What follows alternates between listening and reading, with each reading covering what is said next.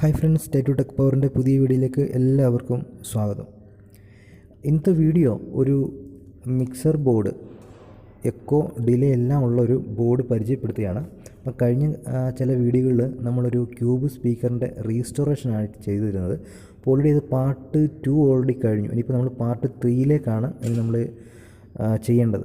അപ്പം അതിനു മുൻപ് അതിൽ നമ്മൾ യൂസ് ചെയ്യുന്ന ഒരു മിക്സർ ബോർഡ് പരിചയപ്പെടുത്തുകയാണ്. അപ്പം ഡിടെക് ആഡിയോസിൻ്റെ ഒരു ബോർഡാണ്, മിക്സർ ബോർഡാണ്. അപ്പോൾ ഇതിൻ്റെ പ്രിൻറ്റിങ് സൈഡാണിത്. അപ്പം കാണാനൊക്കെ ലുക്ക് വൈസിൽ നല്ല അടിപൊളിയാണ്. അതുപോലെ തന്നെ ഞാനിത് ഓൾറെഡി വർക്ക് ചെയ്യിച്ച് നോക്കിയതാണ്. അപ്പം അതിൻ്റെ സൗണ്ട് ക്വാളിറ്റി എല്ലാം സൂപ്പറാണ്. പിന്നെ അത് 2 മൈക്കാണ് കണക്റ്റ് ചെയ്യാനുള്ള ഓപ്ഷൻ കൊടുത്തേക്കുന്നത്. അപ്പം മൈക്ക് കണക്ട് ചെയ്യാനുള്ള ജാക്കുണ്ട്. അതുപോലെ തന്നെ ഓരോ മൈക്കിനും ഇൻഡിവിജ്വലായിട്ട് വോളിയം കൺട്രോൾ ഉണ്ട്. അപ്പോൾ നമുക്ക് ഏത് മൈക്കിൻ്റെ വോളിയം വേണമെങ്കിലും നമുക്ക് കൂട്ടുവാനും കുറയ്ക്കുവാനും കഴിയും. അങ്ങനെ ഇൻഡിവിജ്വലായിട്ട് മൈക്കുകൾക്ക് വോളിയം കൺട്രോൾ സെപ്പറേറ്റ് കൊടുത്തിട്ടുണ്ട്. അപ്പോൾ മൈക്ക് 1, മൈക്ക് 2 എന്ന് ഓരോ വോളിയം കൺട്രോളിൻ്റെ അടുത്ത് എഴുതിയിരിക്കുന്നത് അതാത് മൈക്കിൻ്റെ വോളിയം നമുക്ക് കൺട്രോൾ ചെയ്യാനാണ്. പിന്നെ ഇതിനകത്തുള്ളത് എക്കോയാണ്. അപ്പോൾ 3ാമത്തെ കൺട്രോൾ എന്ന് പറഞ്ഞാൽ എക്കോയാണ്. അപ്പോൾ നമുക്ക് കൺട്രോൾ ചെയ്യാൻ പറ്റും. അതുപോലെ അതിൻ്റെ തൊട്ടടുത്തുള്ളത് ഡിലേ ആണ്.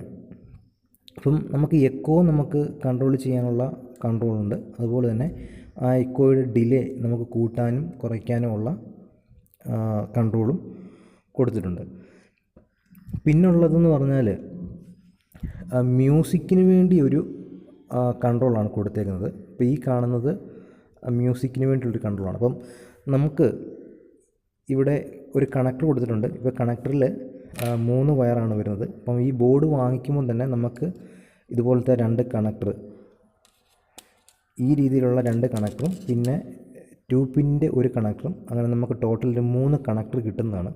അപ്പം ഞാനിപ്പോൾ കണക്ട് ചെയ്തേക്കുന്ന ആ കണക്ടറിലാണ് നമ്മൾ MP3 മൊഡ്യൂളിൽ നിന്ന് വരുന്ന ഓഡിയോ സിഗ്നൽ കണക്ട് ചെയ്യേണ്ടത്. അപ്പോൾ അവിടെ ലെഫ്റ്റ് റൈറ്റ് എന്ന് മെൻഷൻ ചെയ്തിട്ടുണ്ട്. അപ്പോൾ ഈ ഒരു ബോർഡെന്ന് പറഞ്ഞാൽ സ്റ്റീരിയോ ബോർഡാണ്, മോണോ അല്ല, സ്റ്റീരിയോ ബോർഡാണ്. നമുക്കിപ്പോൾ ഇതിൽ ലെഫ്റ്റ് ചാനൽ അതുപോലെ റൈറ്റ് ചാനലിലേക്ക് 2 ചാനലിലേക്കും വരുന്ന ഓഡിയോ സിഗ്നലിൽ ഇൻപുട്ട് കൊടുക്കാനും ഔട്ട്പുട്ട് എടുക്കാനും കഴിയും. അപ്പം ആ കൊടുക്കുന്ന ഓഡിയോ സിഗ്നലിനെ കൺട്രോൾ ചെയ്യാനുള്ള കൺട്രോളാണ് ഇവിടെ ഈ മ്യൂസിക് എന്ന് എഴുതിയേക്കുന്ന ഈ കൺട്രോൾ.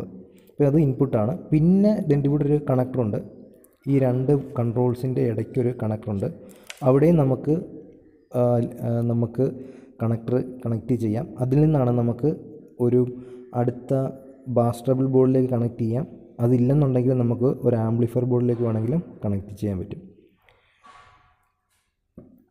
പിന്നീട് ഈ കാണുന്ന പച്ച കണക്ടർ, ഇവിടാണ് നമുക്ക് ഈ ബോർഡ് വർക്ക് ചെയ്യാനുള്ള സപ്ലൈ വോൾട്ടേജ് കൊടുക്കേണ്ടത്. അപ്പോൾ ഓൾറെഡി ഇവിടെ മെൻഷൻ ചെയ്തിട്ടുണ്ട് 12012 എന്നാണ്. AC ആണ് കൊടുക്കേണ്ടത്. അപ്പം നമ്മൾ 12012 വരുന്ന ഒരു AC ട്രാൻസ്ഫോമറിൽ നിന്ന് നമുക്ക് ഇവിടേക്ക് കണക്ട് ചെയ്ത് കഴിഞ്ഞാൽ അതിന് വർക്കിങ്ങിന് വേണ്ടിയുള്ള വോൾട്ടേജായി.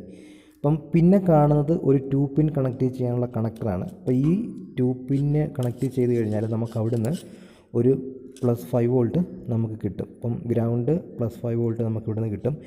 ഇവിടുന്ന് നമുക്ക് വേണമെങ്കിൽ നമ്മുടെ MP3 മൊഡ്യൂളിന് വർക്ക് ചെയ്യേണ്ട സപ്ലൈ വോൾട്ടേജ് ഈ കണക്ടർ വഴി നമുക്ക് ഇവിടുന്ന് എടുക്കാൻ പറ്റും.